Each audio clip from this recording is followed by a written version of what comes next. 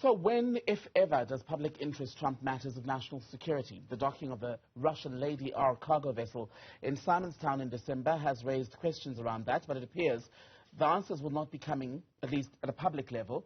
President Cyril Ramaphosa has announced an independent panel will look into the matter following very public claims made by the U.S. ambassador to South Africa, Ruben Brigitte, who claimed that weapons bound for Russia were loaded onto that vessel. But the work and findings of the panel will not be made public or shared with you and I. Let's discuss the matter further with former Intelligence Minister Ronnie Kasrils. A very good evening to you, Mr. Kasrils. Grateful for your time. Has the presidency made the right call on this by deciding that this will not be an open process? By that I mean broadcast for all to follow, and that the findings and terms of reference will themselves not be made public?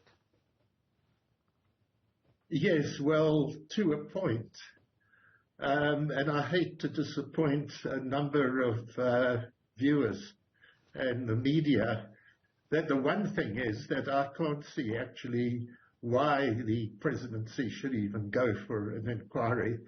I think we're dealing with an absolute absurdity fueled by this insane Russian paranoia that's sweeping this country, or elements in this country, I would say, and the Western world. Because in the first place, we're talking about not just a national key point in Simonstown Naval Base, but a military base of utmost security and sensitivity. And we're no different to any other country in the world. Do you really think that the United States or Britain or any of these countries would open up to import or export into their sensitive military bases? You know, we South Africans need to cool down, we need to calm down, and we need to be patriotic about our country. I also wonder where on earth people come up with the fact they're so sure that there are exports from South Africa, and of all places from a naval base. Normally exports will go from airports and so on. And exports of military hardware to Russia from South Africa. We have a minuscule military arms industry. It's absolutely minuscule. We can't and don't even produce drones or missiles, which is what Russia's in need of. Russia's has one of the largest arms industries in the world. It's just common sense. So I'm not party to anything of security. I might have been in the past. But my common sense would tell me that it's more than likely, if anything's being imported from Russia through Simonstown Base, that or going through, that it's more likely to be something we need, and we would be importing. And I don't see it as being anything of great magnitude, and I don't see it as being anything that the public needs to know about, because, you know, the people who want to know about these things fall under the rubric of espionage and interests of that kind. We ought to start being patriotic about our country. Let me ask you this then, Mr. Kasrils. In saying that, should the information, and if it was indeed, let's say, goods bound for South Africa from Russia, should government not have been able to confirm that to the extent to which the sensitivities around that would have been respected? Because they've now instituted this inquiry and said that they don't know if indeed there were weapons taken from this country and sent to Russia. Well, you know, look, in the first place, I don't see why any country, why don't we base ourselves on international custom? Why do we put our own country in the dock? No country, I've referred to the United States, the champion of espionage against countries like ours and others, or Britain, or any of the NATO countries. They don't announce these things. They don't say, well, we will now disclose. These things really do come under the need for national security in a very, very dangerous world. And we're in the crosshairs of a number of those NATO countries because they don't like our non-alignment. Let's talk Why about the government has chosen to go in for this inquiry is beyond me. I wouldn't know. And all I can say then is if that's happening, and that's what those with an appetite for anything that puts us in the dock and Russia in the dock, because we want to see the West winning, and we're not a country of the West, then have a bit of patience and let's see that outcome. Was the decision taken by government, I wonder, by your assessment, to appease more of the domestic suspicion around government activity, government decisions? Because in the few decades that this current government has been in power, there has been an erosion as far as trust and confidence in government making the best decisions, not just for individuals, but the country as a whole, right? Or was it done to appease the global community, i.e. the West, because of several factors, among them trade? Well, look, I'm sorry, my hearing's not great, and you're not coming over that clearly, so I'm guessing a little, and forgive me. I'm not seeking cover.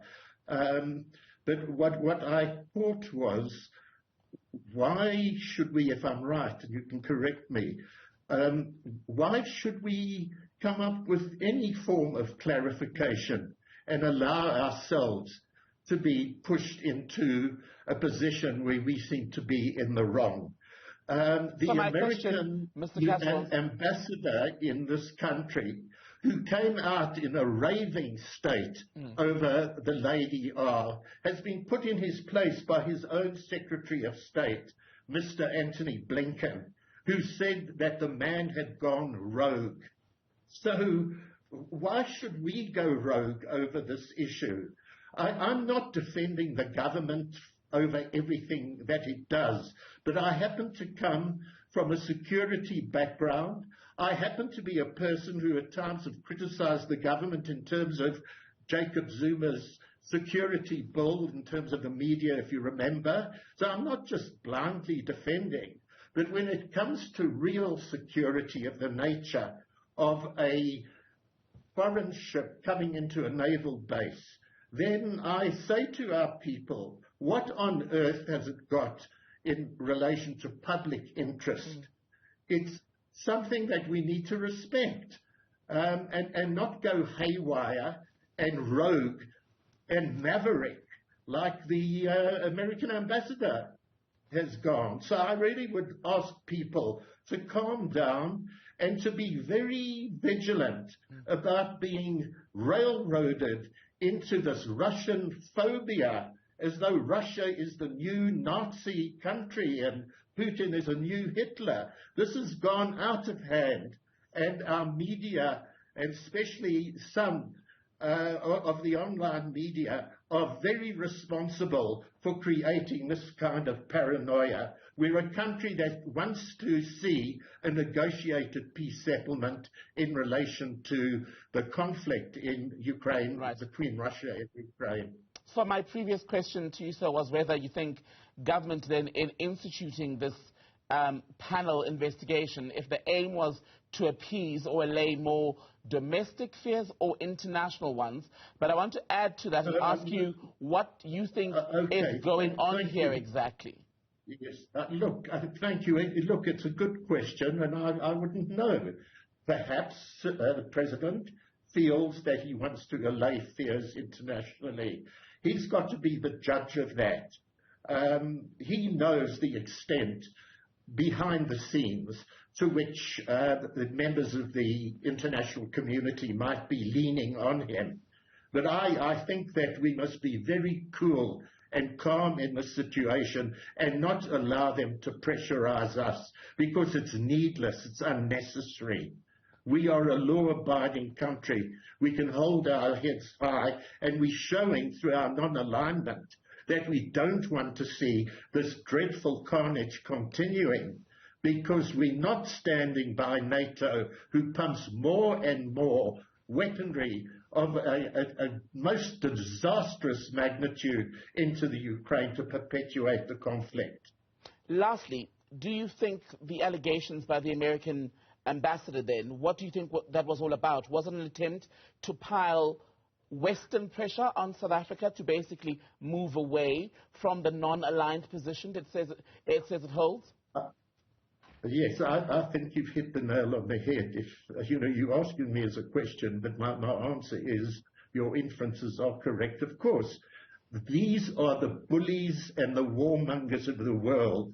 We could have seen a peaceful resolution to the conflict within the Ukraine a year or so and more ago, because it was on the cards, and Zelensky and his regime had come to Istanbul and they were ready to talk. But NATO, driven by its mentor, the USA, as we've seen, is pushing Ukraine to the last drop of blood on its territory. And this is diabolical, it is awful, and I greet and salute our President and particularly our Minister of Foreign Affairs of DIRCO, Naledi Pandor, who has stood up and taken the correct decision.